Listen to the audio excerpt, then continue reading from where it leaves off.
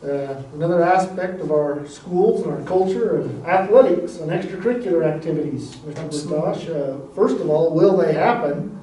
And second of all, if so, what will it look like that may be different than it has been in the past? Well, like Mr. Guyman said, the short answer is yes, that will happen. And we have every intention for athletics to take place in extracurricular.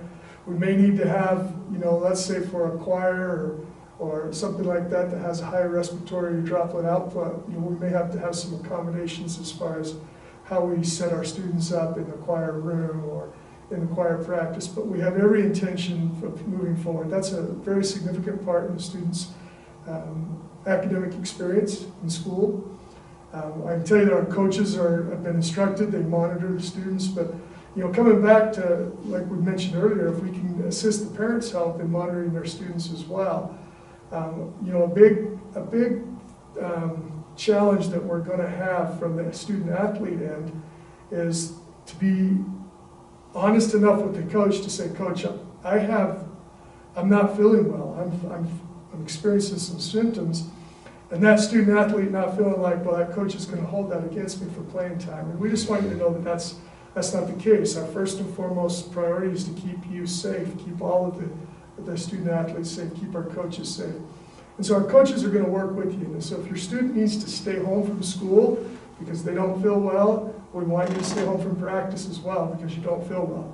We would ask you to communicate with the coaches. That's going to be a big thing. Let that coach know, I have symptoms for COVID, coach, and I don't want to spread that, so I need to self-isolate, I need to quarantine.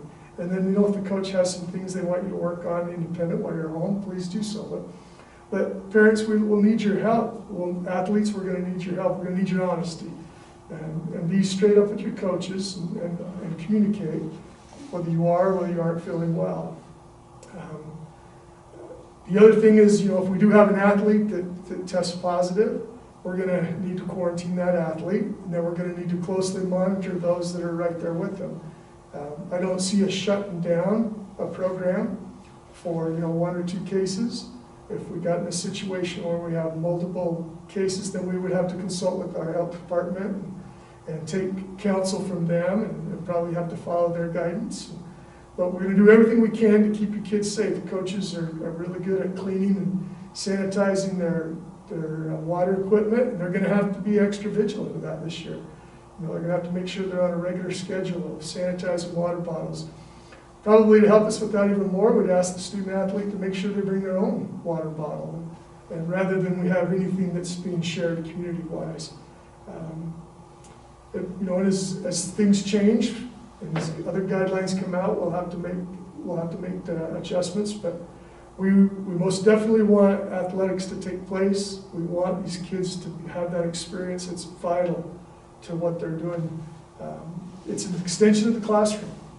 And anyone who's been involved in that or had kids involved in that knows the tremendous educational value for life experiences, life skills that come from extracurricular.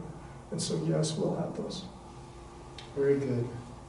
Well, folks, we hope that this has been helpful. Some questions and answers. Hopefully many of those things are been provided for you. I just might mention also, maybe you've got a sense of the caring that happened with all of our employees, from these gentlemen, but all of our staff. We care about our kids and your kids, and we want them safe, and we want them to learn. Our superintendent has a little phrase that he uses a lot whenever we have a decision. So the decision is upon us. We're collaborating on what to do, and he'll always say, ask a question, what's best for kids? And that really has caught on through our whole district, and it's really our mantra. We want to do what's best for kids. And our superintendent and our school board are committed to doing whatever is best for kids, and that's where we're at, what we want to accomplish and do this coming school year. And so hopefully this has been helpful. Thank you for joining us, and have a great summer. Everything's gonna be alright.